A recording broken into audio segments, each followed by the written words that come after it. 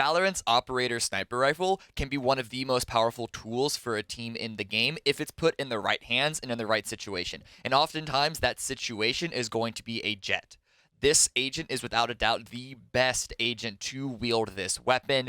She has the dash to get away from tricky situations. She has the flight ability to get on top of unexpected angles. And then, of course, there's her ultimate, which allows her to essentially eco around, still having the firepower to back up the rest of her team, but while saving up credits necessary to buy a weapon that is not exactly, but close to twice the price of a Phantom or a Vandal.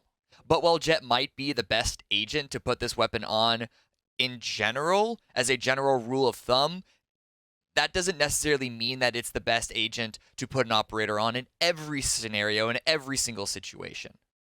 One of the most highlighted examples of primary op responsibilities being put on the player who is not only not a Jett player, but is also not even the main operator player for the team outside of this scenario, is 100 Thieves when they play Breeze, where instead of Asuna, they give it to Nitr0, who is on the Omen.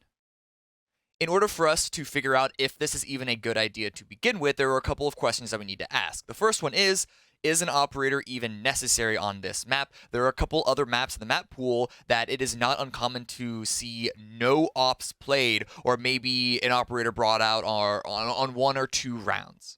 But it is not necessarily a requirement for a team to use an operator in order to be successful on these maps. I think it's safe to say that Breeze is not one of those maps. It is one of the biggest maps, if not the biggest maps in the map pool, and it has a number of incredibly long angles that an operator can do a very good job of shutting down. The 4 main sightlines that you see a sniper rifle used on this map is going to be window to the back of B, it's going to be nest down to mid pillar, it's going to be upper hallway, and then here's the important one, A site into caves. On A in particular, there are a couple of different positions that you can watch caves from.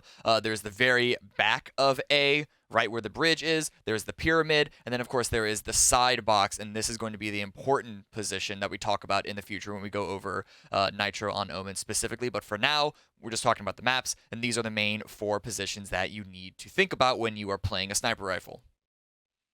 So if we agree that the operator is a necessary tool for a team on this map, especially on the defender side, why is Asuna, 100 Thieves' main operator player, not playing it? Well, the answer to that is because Asuna is on Reyna in their agent composition for this map. And when you compare kits, Reyna versus Jett, Reyna isn't exactly as operator friendly as Jett would be. Not only is Reyna's Leer ability short range, which limits its utility with a long range weapon, I also personally think that Reyna's movement options from the intangibility are a lot more suited for close quarters combat as well. So as good as Asuna is with this weapon, to stick this weapon on this agent is not exactly a winning scenario. If we do agree that Breeze requires this weapon, but we also agree that Asuna may not be the best individual to wield this weapon, the next question we need to ask is, why Nitr0?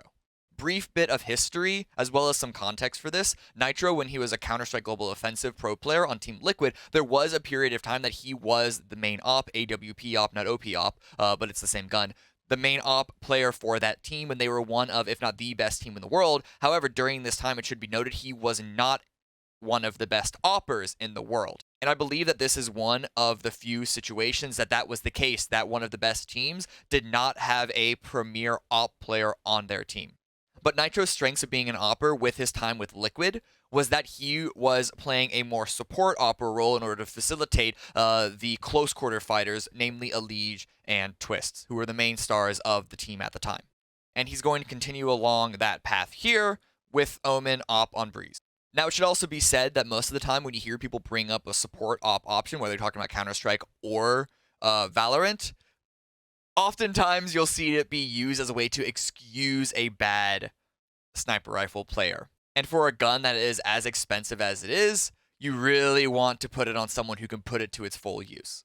But I think this particular use case for 100 Thieves and Nitr0 is a reasonable argument for what a support op player could be. The main core of why they give Nitr0's Omen the op is for the A defense.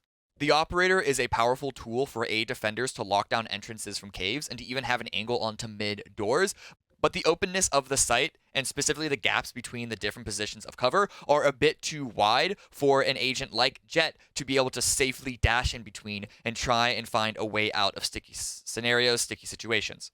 However, Omen's teleport can cross these distances, and there is a very good example in their recent game against Envy of Nitr0 doing just that. He's able to have an initial position at essentially the front of the site, but then when the attack comes, he deals damage, and he's able to escape and make his way all the way to the stairs, which is a more conservative and yet still very powerful position for a sniper rifle to be holding on to. Do note, this is not an unbeatable position. Part of the reason why Nitr0 doesn't hold front A every round is because the attackers can clear it if they are expecting it. If this was the only use case scenario for Nitr0's Omen to be wielding this weapon, is defending the A site, that is not enough for a team to dedicate that weapon to this player full time. But there are a number of other uses on attack and defense of why Nitr0 using the op over Asuna is still a really, really good situation. I already mentioned a number of the open wide angles that a sniper rifle can be powerful positioning on. But because of how long and how far those angles are, it is not necessary that it is the operator player themselves who is then going to be taking that space and taking the map control.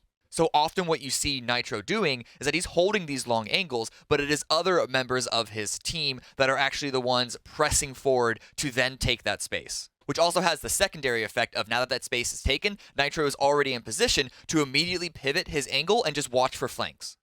The further back position also means that as a controller agent, it won't disrupt the positioning of the operator too much to have to step to the side, take a few moments to then place a smoke, and then come back and hold that angle. Again, because he's not the one who's actually pushing forward and trying to take that ground, take that space. He's not in the danger zone if he needs to take his attention away, put it on somewhere else, even for a few brief moments.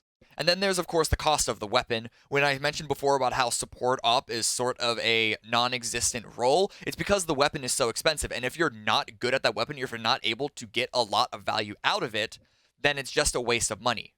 But because of Nitr0's more conservative defensive positioning on both attack and defense, because of Omen's TP, as well as the fact that he is the one that's holding the angle and his teammates are the one pressing forward, it means that he can be in a decent position to try and save that weapon if the attack or say, site retake if they're on defense, fails. So there are a couple of key examples on Breeze where even though they lose the round, Nitr0 is able to save that weapon, take it into the next round, and it's not just a waste of money where it would have been otherwise if he were to be trying to attack the site himself and just die. The final question we need to ask ourselves is Nitr0 actually effective in this position? Is this scenario leading to 100 Thieves' success? You can have all of these pros and cons, you can hypothesize all you want, you can brainstorm all you want, but if it doesn't actually amount to anything in the server, then it's pointless. And while Breeze, being the newest map to the map pool, has a lower sample size, I'd say, yeah, Nitr0 can be pretty effective on this map. They're currently 5-1, 100 Thieves on this map, only losing one time to Sentinels, and every single time that they've won, Nitr0 has been positive. It's rare that we see a huge star player stand out round from him with that weapon, but oftentimes he's able to get one kill, fall away, follow up with a second, and just be a nice presence in the round, even if it's another player that's doing the bulk of the main primary damage. Now, is this an agent and weapon composition that I would recommend for most teams? That I can't answer. It is going to depend on the particular players that you have on your roster. Everyone's team does have different needs and different things that they are going to be successful at. However, I do hope that this will inspire a number of teams to try and think differently about these set compositions. That being said, if the majority of what we see is Jett flying around and no-scoping people with the op, then I'm okay with that too. I hope you guys found this interesting. Like and subscribe below for more esports content, and I'll see you all in the next video.